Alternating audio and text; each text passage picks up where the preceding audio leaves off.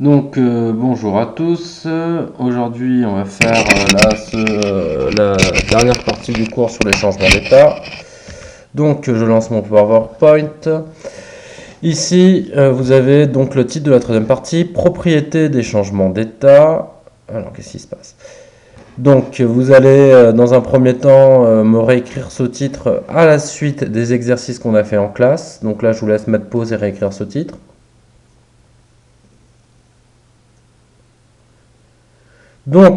Aujourd'hui dans cette vidéo on va voir en fait ce qu'on a vu en classe, on va le redire et puis l'écrire dans le cours. Donc dans un premier temps on va parler de l'aspect microscopique des états. Alors quand on parle de microscopique c'est quand on s'intéresse en fait aux molécules elles-mêmes, à comment ça se passe au niveau moléculaire. Donc on va décrire un petit peu les trois états, comment ça se passe et puis surtout on va déjà définir qu'est-ce qu'un état de la matière finalement? Un état de la matière, liquide, solide, gazeux, c'est qu'est-ce qui se passe? C'est que les molécules qui composent cette matière vont s'organiser différemment et se déplacer différemment. Et ça, on va le décrire dans cette partie-là. Et puis, je vous fais écrire ce passage-là. En fait, ça va nous amener à une petite animation flash que je présenterai dans une autre vidéo juste après, que je vais mettre aussi sur YouTube ce soir, qui permet de regarder d'une manière un peu plus visuelle le cas de l'eau et de ces trois états, comment s'organisent les molécules. Donc voilà, je vous laisse mettre pause et puis me recopier ça. Je vous rappelle avant quand même que entre les points on saute une ligne.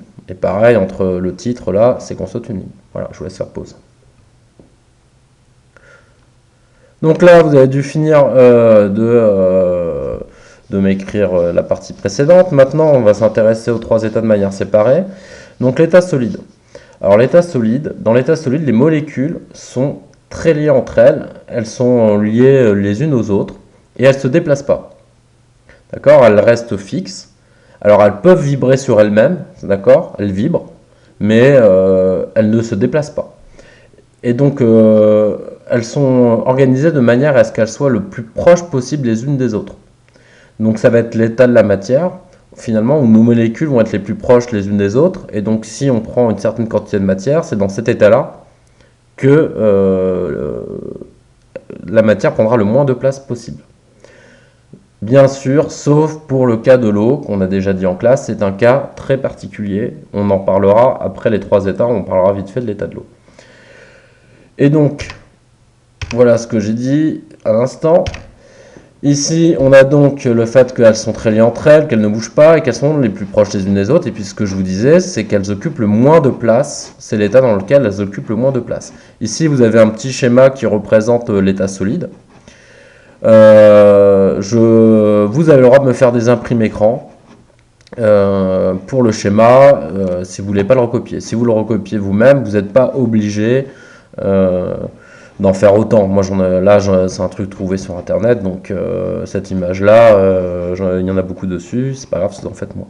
Donc là, je vais bientôt vous laisser faire pause. Dernière chose, là j'ai marqué écrire en noir, ça veut donc dire que je veux que vous écriviez le titre état solide, petit a, en noir. D'accord, je rappelle que mon noir, sinon, c'est votre bleu. Je vous laisse faire pause. Donc vous avez fini d'écrire, vous avez relancé la vidéo, on passe à l'état liquide. L'état liquide, donc on passe d'un état solide où les molécules étaient très liées entre elles, ne bougez pas. Quand vous faites fondre, en fait, vous allez vous retrouver avec des molécules qui ne sont plus liées entre elles, elles ne sont plus liées à une molécule voisine, mais elles sont encore très très proches les unes des autres. Et en fait, elles se déplacent, pas très rapidement quand même, mais elles se déplacent. Un petit peu, on pourrait même dire qu'elles glissent les unes sur les autres. Et en fait, elles sont très très proches les unes des autres, moins que dans l'état solide, mais elles sont quand même très proches. Donc en général, la différence de volume entre un état liquide et un état solide est quand même pas énorme. Mais elle existe quand même et le liquide prend plus de place que le solide, sauf bien sûr pour l'eau. Donc là, j'affiche à l'écran ce que je viens de vous raconter et je vais vous laisser le recopier. Pareil pour le schéma, vous pouvez en faire soit en moins, soit me faire un imprimé écran puis l'imprimer chez vous. Attendez pour l'imprimer écran et l'imprimer d'avoir fait les trois quand même.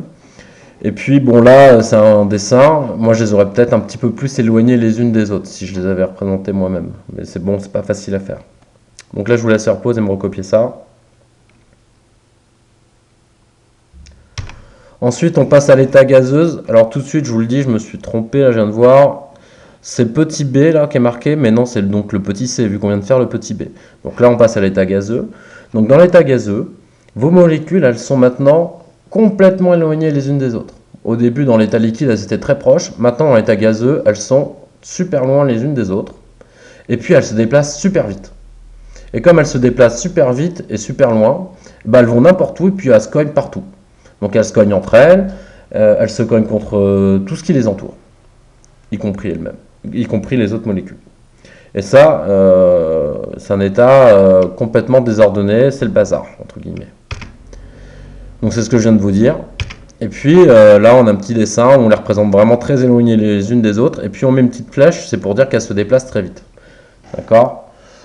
Donc voilà, je vous laisse faire pause une dernière fois pour m'écrire l'état gazeux.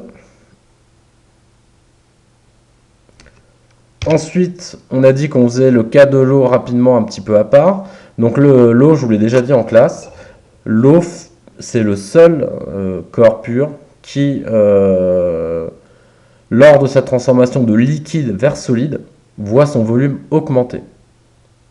D'accord? C'est quasiment le seul. Il y en a 2-3 autres qui sont comme ça, mais c'est des éléments, des matériaux que vous verrez jamais de votre vie probablement. Donc on va même pas en parler, ça sert à rien. Et ça vraiment, c'est vraiment un cas très particulier. Et il faut savoir que son volume augmente, ça c'est juste pour se donner une ordre d'idée, ça augmente à peu près de 10%. Donc c'est le seul corps pur qui voit son volume augmenter lorsqu'il passe de l'état liquide à solide. Pardon. Donc là je vous laisse faire pause, m'écrire ça rapidement. Donc là on va passer à la dernière diapo, je vous rassure c'est bientôt fini pour ce qui est à copier, parce que je sais que ça fait beaucoup. On va parler rapidement de la conservation de la masse. Alors d'abord qu'est-ce que c'est que la masse? On rappelle que quand on mesure la masse d'un objet, finalement, c'est additionner, la masse de toutes les molécules qui composent cet objet ou ce corps. D'accord? Quand on fait une transformation, donc par exemple je prends un glaçon, il est composé d'un certain nombre de molécules à l'intérieur. Quand je vais le faire fondre et qu'il va passer à l'état liquide, je ne vais pas créer des molécules, je ne vais pas détruire des molécules, je vais juste les arranger différemment et les faire se mettre à se déplacer.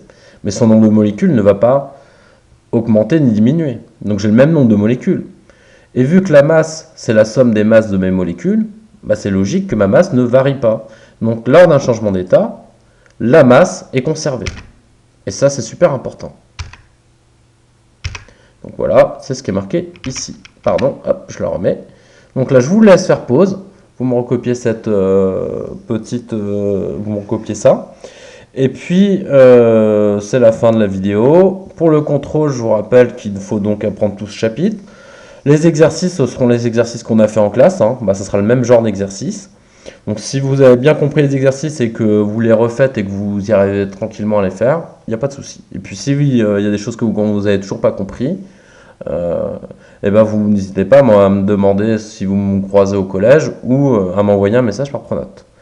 Donc voilà, là c'est la fin de cette vidéo. Je vais mettre derrière une vidéo avec l'animation flash dont je vous ai fait écrire tout à l'heure pour vous la présenter un petit peu. Voilà.